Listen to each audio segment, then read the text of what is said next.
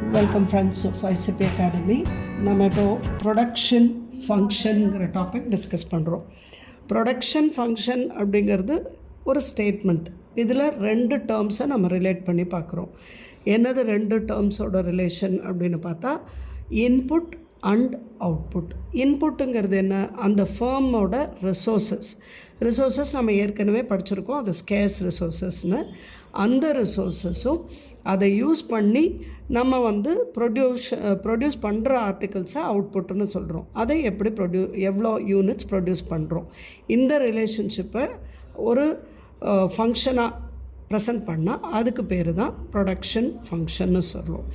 இன்னும் கிளியராக சொல்லணுன்னா, ஒரு இன்புட்டுக்கும் அவுட்புட்டுக்கும் நடுவில் இருக்கிற டெக்னாலஜிக்கல் ரிலேஷன்ஷிப்பை தான் நம்ம ப்ரொடக்ஷன் ஃபங்க்ஷன் அப்படின்னு சொல்கிறோம்.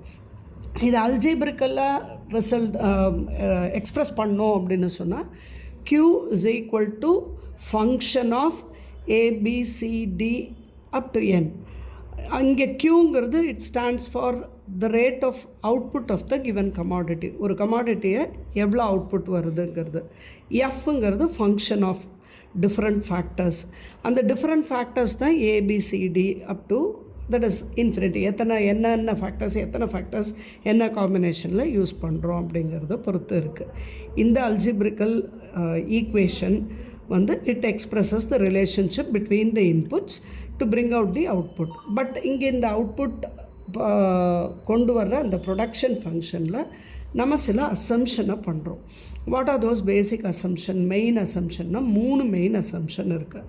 ஃபஸ்ட்டு இன்புட் அண்ட் அவுட்புட்டோட ரிலேஷன்ஷிப்பை பேசும்போது ஒரு ஸ்பெசிஃபிக் பீரியட் ஆஃப் டைமுக்கு தான் நம்ம இந்த ரிலேஷன்ஷிப்பை பேசுகிறோம். அதாவது ஒரு அக்யூமுலேட்டட் அவுட்புட்டை பற்றி நம்ம பேசலை. 1 இயரோட அவுட்புட் டோட்டல் அப்படி பேசலை. நம்ம ஒரு கிவன் இன்புட்டுக்கு எவ்வளோ அவுட்புட்டு அதை மட்டும்தான் நம்ம பார்க்குறோம். That is the first assumption.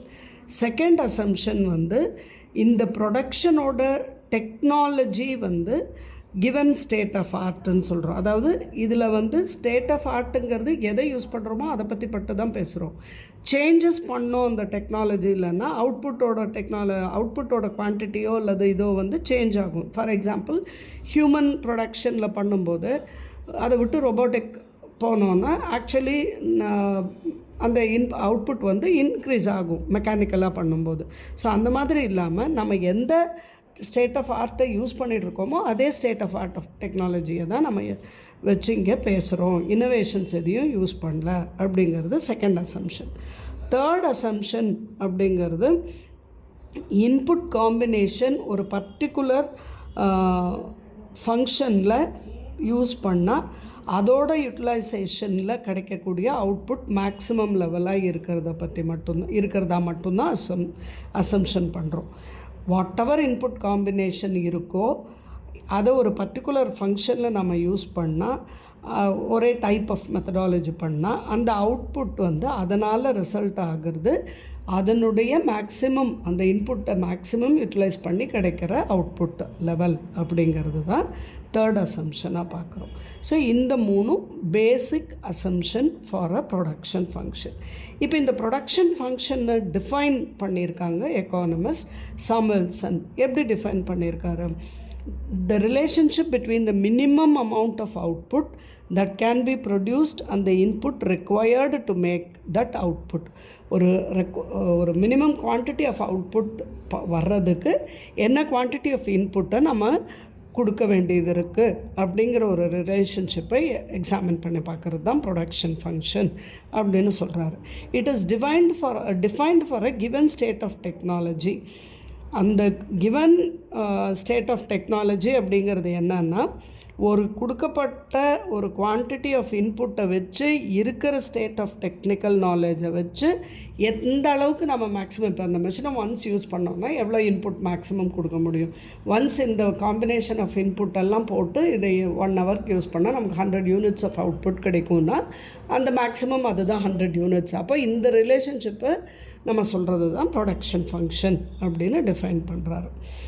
அடுத்தது வேறு டெஃபினிஷனில் it can also be defined as the minimum quantities of various input that are required to yield a given quantity of output.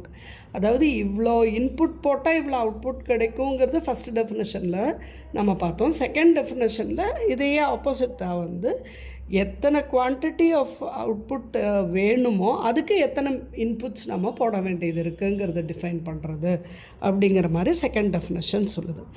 Output அப்படிங்கிறதப்போ நம்ம பேசுகிறது volume of goods or services. அந்த நம்ம produce பண்ணி நமக்கு வர ஃபைனல் ப்ராடக்ட் எவ்வளோ நம்பரில் இருக்குது அப்படிங்கிறது தான் அவுட்புட்டுங்கிறத நம்ம குறிக்கிறோம்.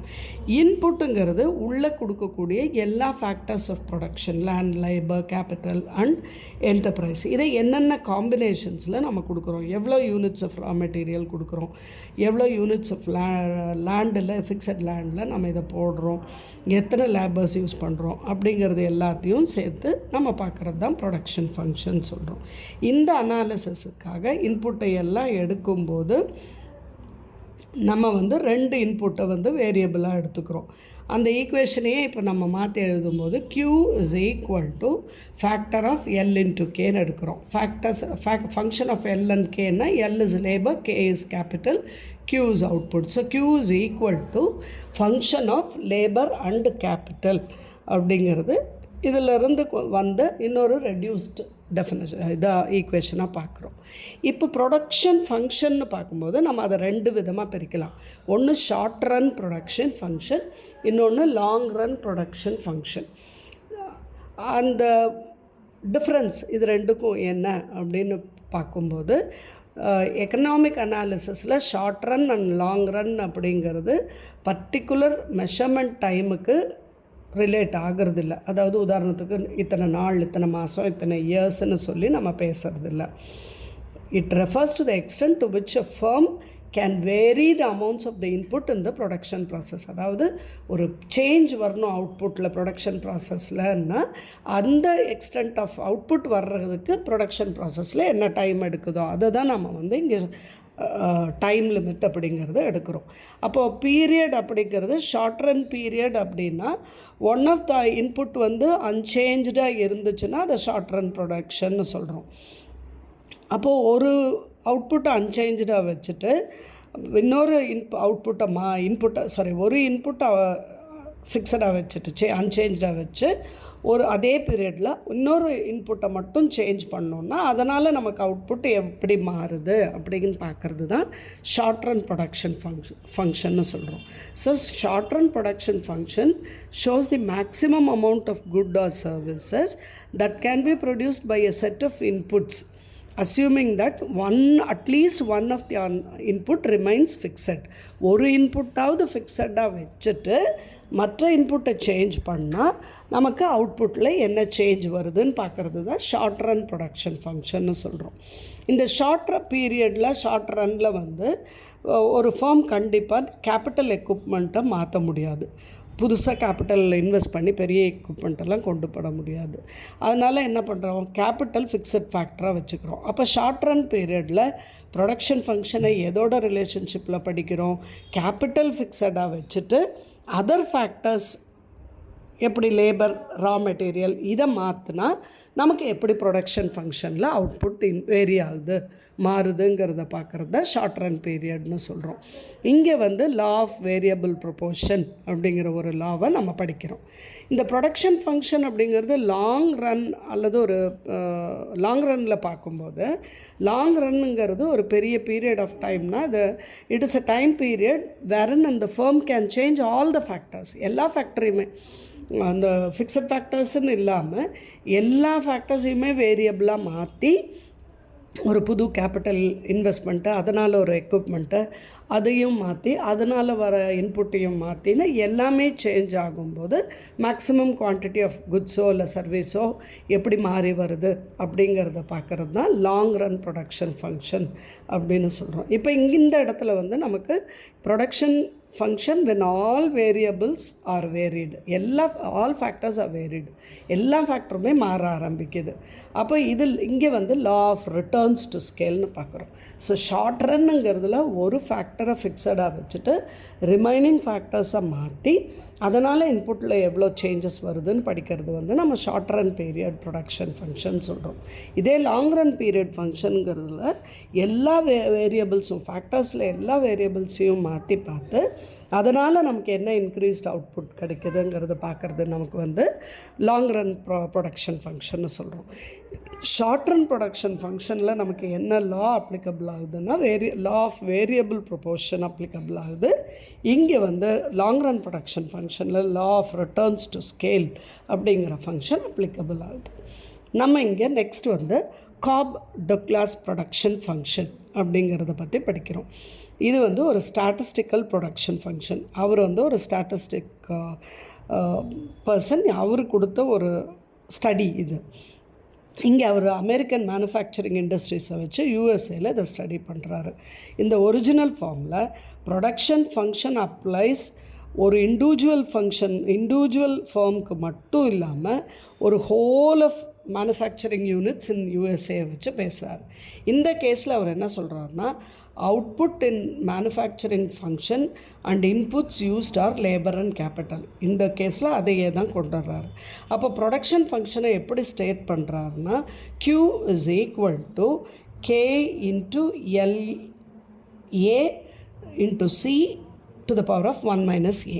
Qங்கிறது அவுட்புட், Lங்கிறது குவான்டிட்டி ஆஃப் லேபர், Cங்கிறது quantity of capital, K and A அப்படிங்கிறது பாசிட்டிவ் கான்ஸ்டன்ட். எது ஃபேக்டர்ஸ் பாசிட்டிவாக கான்ஸ்டண்ட்டாக இருக்கோ அது.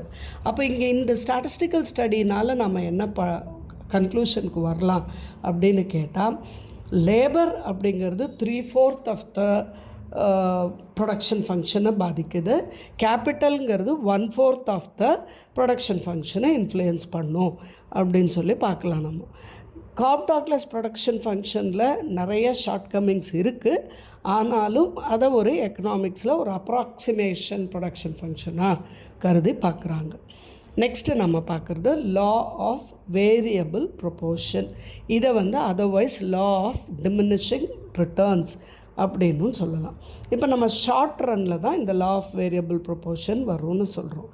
அவுட்புட்ஸை வந்து ரிலேஷனை இன்புட்டை வந்து ஒரு வேரியபிள் இன்புட்டோடு ரிலேட் பண்ணி பார்த்து மற்ற இன்புட்டு வந்து கான்ஸ்டண்ட்டாக வச்சுக்கிறத பற்றி நம்ம பார்க்குறோம். அப்போ இந்த கண்டிஷனில் நம்ம வந்து வேரியஸ் நேம்ஸ் எடுத்து அந்த கண்டிஷன்ஸை லா ஆஃப் ப்ரொடக்ஷனில் பார்க்குறோம். இதுக்கு நம்ம ஃபஸ்ட்டு சொன்ன தியரி தான் லா ஆஃப் வேரியபிள் ப்ரொபோர்ஷன்ஸ் அப்படிங்கிறது.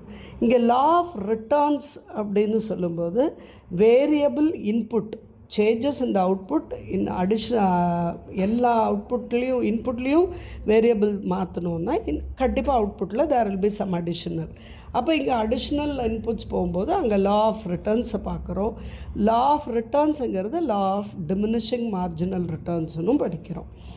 இங்கே இந்த லாவில் என்ன சொல்லுது, இந்த லா நமக்கு என்ன சொல்லுது அப்படின்னா, as we increase the quantity of one input which is combined with other fixed input, the marginal physical productivity of the variable input must eventually decline. அதாவது ஒரு வேரியபிள் ஸ்டாண்டர்டாக ஃபிக்ஸடாக இருக்கிறப்போ மற்ற வேரியபிள்ஸை நம்ம மாற்றணும் அப்படின்னு சொன்னால் அந்த ஒரு சின்ன அமௌண்ட் ஆஃப் சேஞ்ச்னால் நமக்கு அவுட்புட்ஸில் வந்து இவென்ச்சுவலாக there will be a change. ஆனால் அது மேஜராக இல்லாமல் டிக்ளைன் தான் ஆகும். அந்த physical productivity of that variable, அந்த ஒரு பர்டிகுலர் வேரியபிளால் கிடைக்கக்கூடிய ப்ரொடக்டிவிட்டிங்கிறது டிக்ளைன் தான் ஆகும் அப்படின்னு பார்க்குறோம்.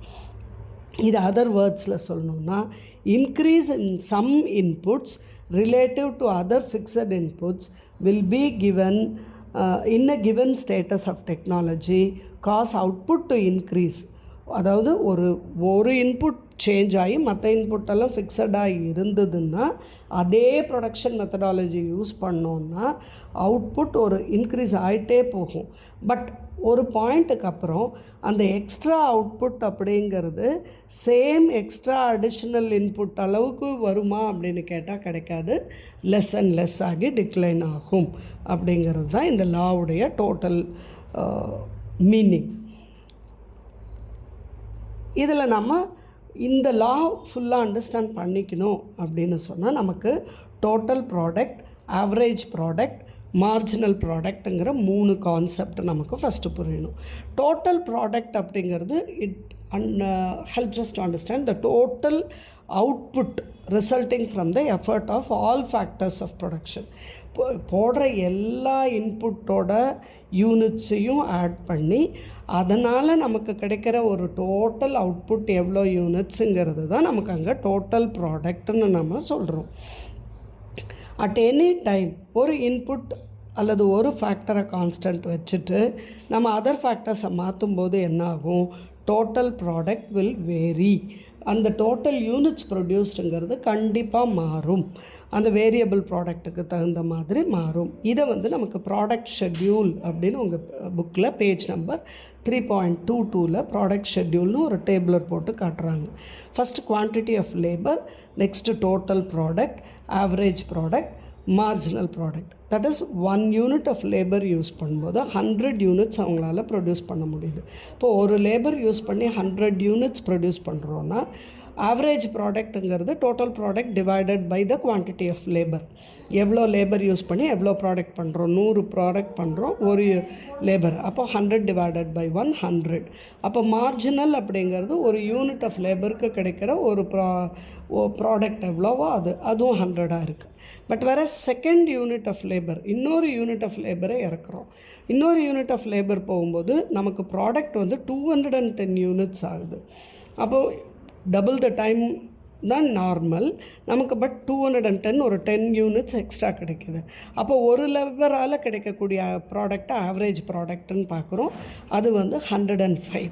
பட் ஒரு லேபரை எக்ஸ்ட்ரா இன்டியூஸ் பண்ணதுனால நமக்கு பார்த்திங்கன்னா மார்ஜினலாக நமக்கு எவ்வளோ ரைஸ் ஆகுது, டோட்டல் ப்ராடக்டில் 110 யூனிட்ஸ் ரைஸ் ஆகுது. That is difference between total product, அதுதான் மார்ஜினல் ப்ராடக்ட், அது 110.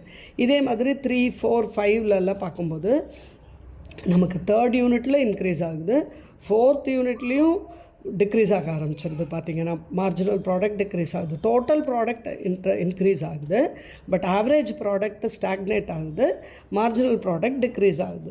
5th யூனிட் பண்ணும்போது என்ன ஆகிடுது, ஆவரேஜாக ஒருத்தர் ப்ரொடியூஸ் பண்ணுற யூனிட்ஸும் டிக்ளைன் ஆகுது, மார்ஜினல் ப்ராடக்ட்டும் டிக்ளைன் ஆகுது. அப்படியே ஒவ்வொரு யூனிட் ஆஃப் லேபர் இன்க்ரீஸ் ஆகும்போது நமக்கு பார்த்திங்கன்னா டோட்டல் ப்ராடக்டில் இன்க்ரீஸ் இருந்தால் போதிலும் ஆவரேஜ் ப்ராடக்ட்லேயும் மார்ஜினல் ப்ராடக்ட்லேயும் பார்த்திங்கன்னா நமக்கு டிமினிஷ் ஆகிட்டே வந்துட்டே தான் இருக்குது. அப்போது ஒரு கட்டத்தில் நமக்கு நெகட்டிவாகவே ஆகிடுது.